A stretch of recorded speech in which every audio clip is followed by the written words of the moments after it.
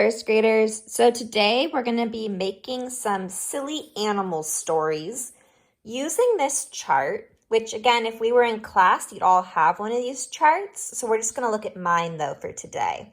And it has different animals, their heights in inches, and their weights in pounds.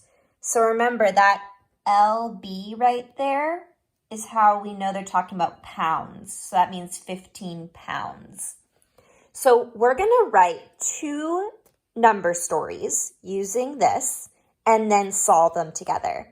So I'm going to write the first one and then I'll put it on so you can see it. Just go ahead and press pause and then copy what I wrote so that you can have it in your math journal. I'm on page 204 right now.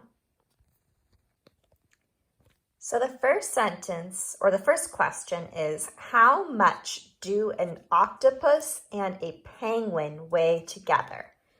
So go ahead and pause to make sure you write down the sentence on your paper.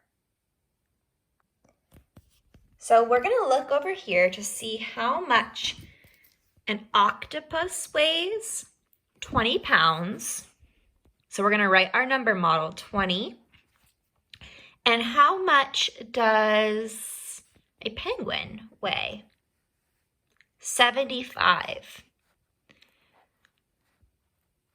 So do you think this is going to be an addition problem or a subtraction problem?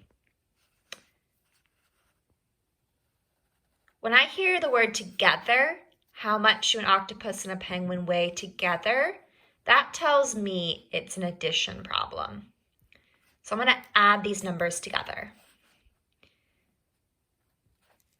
For me to solve this problem, I'm going to look at my hundreds chart. So I flip to the back of my journal. I'm going to find 75, and I need to add 20. So I know if I wanted 10 more than 75, I would go right below it to 85. So that's 10 more, and another 10 makes 20. 10, 20. So 95 is my answer. I'm going to flip back and write 94. Oops, sorry, 95. And now it's important that we write the unit that we're talking about. And we don't always fill out this box, but for these problems, it's important. The unit is what we're talking about. In this example problem, it's how tall are the koala and penguin all together? 60 inches. This is measuring the height. In my question, I asked for the weight. So we're talking about pounds here. So remember, LB is how you write pounds. You can also just write the word pounds. Either one is right. So then in the unit box, I'm going to put down, I'll write LB here, but you can write pounds there if you would like. All right, I'm going to write the next problem and then you can pause while you copy it. All right, so this will be our next problem. How much more does a sun bear weigh than a 7-year-old boy? So again, you can pause while you write this down.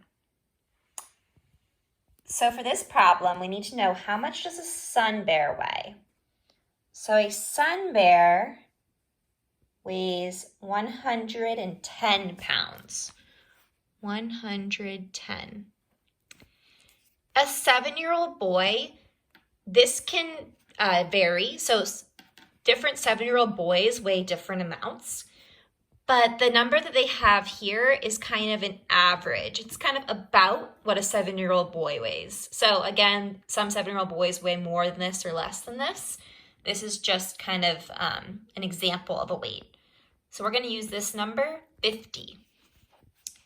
So how much more does a sun bear weigh than a 7-year-old boy? Do you think this is going to be addition or subtraction? It's going to be a subtraction problem. We're figuring out the difference between these weights. So to solve this one, I definitely recommend using your hundreds chart. Our hundreds charts go all the way up to 120. So we're going to find 110 first. So 110 is right here. We need to count back to 50 to figure out the difference between them. So to go back 10, I would go up 1. So I'm going to count by 10s as I go up on the chart. 10, 20, 30, 40, 50, 60.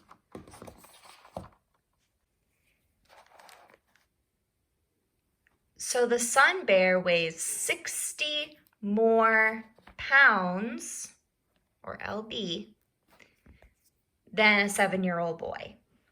So right here, I'm going to make sure I include my unit, which is pounds. Nice job. So today, the work you're going to do on your own is this next page, 205. So make sure you answer these questions, and I'll see you tomorrow for our last day of math this week. Bye.